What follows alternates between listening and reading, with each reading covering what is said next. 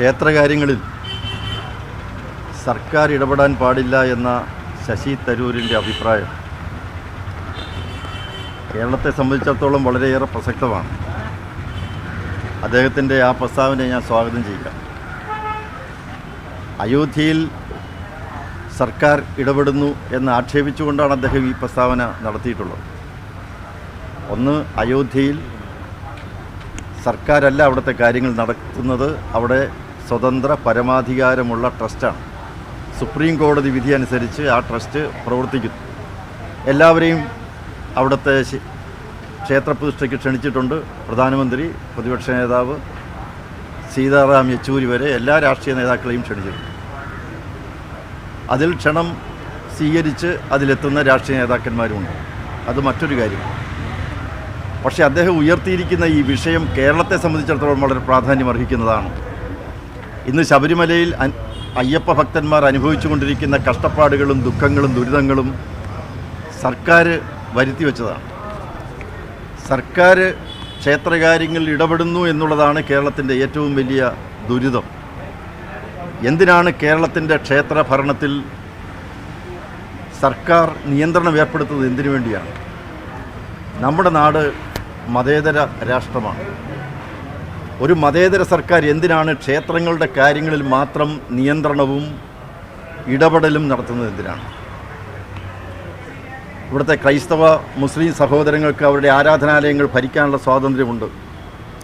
Indian ഭരണഘടനയുടെ 26-ാം ഖണ്ഡിക അനുസരിച്ച് എല്ലാവർക്കും ആരാധനാ സ്വാതന്ത്ര്യമുണ്ട്.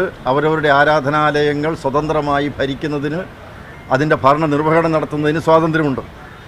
പക്ഷേ കേരളത്തിൽ എന്തുകൊണ്ടാണ് ഹിന്ദുക്കൾക്ക് മാത്രം ഈ സ്വാതന്ത്ര്യം നിഷേധിക്കുന്നത്?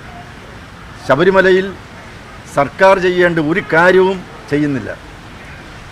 എവിടെയൊക്കെ ആളുകൾ തിങ്ങിക്കൂടുന്നുണ്ടോ അവിടെയെല്ലാം ജനങ്ങൾക്കാവശ്യമായിട്ടുള്ള അടിസ്ഥാന സൗകര്യങ്ങൾ ചെയ്തു കൊടുക്കേണ്ടത് സർക്കാരാണ്. ഒരു ജനാധിപത്യ രാഷ്ട്രത്തിൽ ഏത് മതവിഭാഗത്തിൽപ്പെട്ടവരുമായിക്കൊള്ളട്ടെ, ആ മതവിശ്വാസികൾ ഒരുമിച്ച് എവിടെയെങ്കിലും തിങ്ങിക്കൂടുന്നുണ്ടെങ്കിൽ അവിടെ ആവശ്യമായിട്ടുള്ള എല്ലാ സഹായങ്ങളും ചെയ്തു കൊടുക്കേണ്ടത്, അടിസ്ഥാന സൗകര്യങ്ങൾ ചെയ്തു കൊടുക്കേണ്ടത് സർക്കാരിൻ്റെ കടമയാണ്.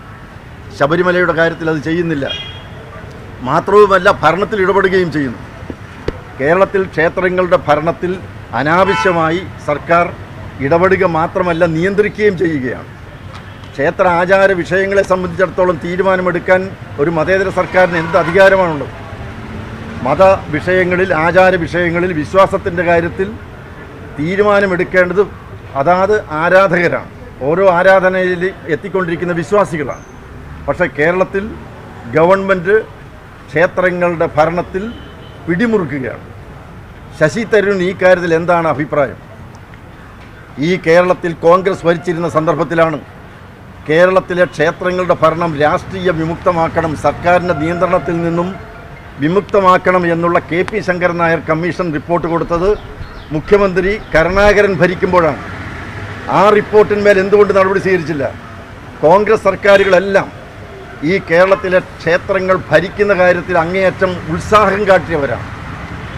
ആ കോൺഗ്രസ് അത് ചെയ്യുമ്പോൾ അതേക്കുറിച്ചുള്ള ശശി തരൂരിൻ്റെ അഭിപ്രായം എന്ത് എന്നും കൂടി വ്യക്തമാക്കേണ്ടതാണ്.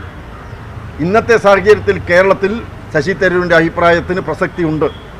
തീർച്ചയായും അദ്ദേഹം അയോധ്യ ക്ഷേത്രപ്രതിഷ്ഠയെക്കുറിച്ചാണ് പറയുന്നതെങ്കിൽ അവിടെ സർക്കാരിൻ്റെ നിയന്ത്രണങ്ങളോ ഇടപെടലുകളോ ഉണ്ടായിട്ടില്ല.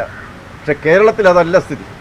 കേരളത്തിൽ ശബരിമലയായാലും ഗുരുവായൂരായാലും അതിൻ്റെ ഭരണാധികാരികളെ നിശ്ചയിക്കുന്നത് സർക്കാരാണ്, മതേതര സർക്കാരാണ്. അത് എന്തിൻ്റെ അടിസ്ഥാനത്തിലാണ്? ഭക്തജനങ്ങൾക്ക് അവിടെ യാതൊരു വിധത്തിലുള്ള പ്രാതിനിധ്യമില്ല. അവിടുത്തെ വഴിപാട് നടത്തുന്ന, ഭണ്ഡാരത്തിൽ പണം നിക്ഷേപിക്കുന്ന, അവിടുത്തെ ക്ഷേത്രത്തിലെ ഏത് കാര്യങ്ങൾക്കും, ജീർണോദ്ധാരണ പ്രവർത്തനങ്ങൾക്കും, നവീകരണ കലശങ്ങൾക്കും ഒക്കെ പണം നൽകുന്ന വിശ്വാസികൾക്ക് ക്ഷേത്രത്തിൻ്റെ ഭരണകാര്യത്തിൽ യാതൊരു സ്ഥാനവുമില്ല. ഇതാണ് കേരളത്തിൻ്റെ വസ്തുത. അതേക്കുറിച്ച് ശശി തരൂരിന് എന്താണ് പറയാനുള്ളത് എന്ന് കേൾക്കാൻ ആഗ്രഹമുണ്ട്.